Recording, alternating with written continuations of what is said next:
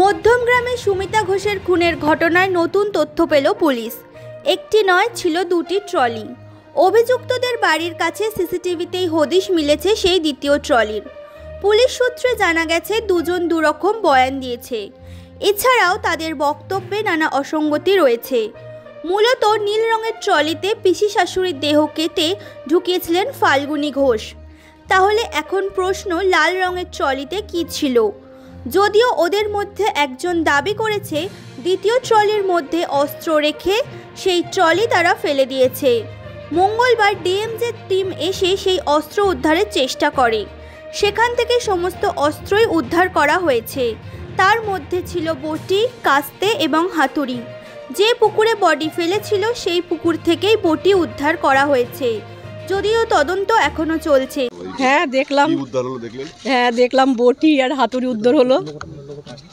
আর কি না, ছুরিটা তো দেখলাম না, শুধু বটি আর হাতুড়ি এই দেখলাম।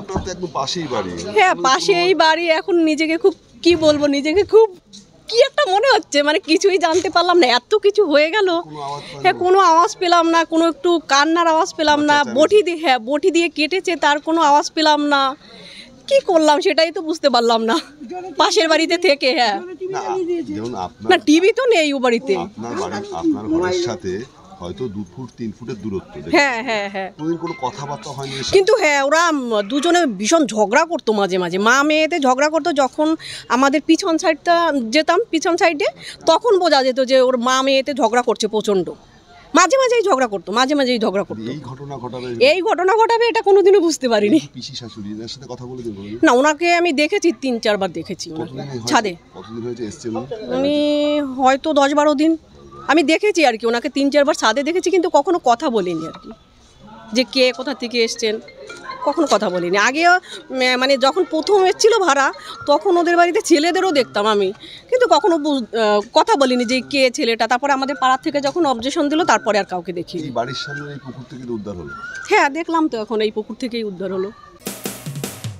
মানুষের পাশে, মানুষের সাথে আমরা আছি এই বাংলাতে।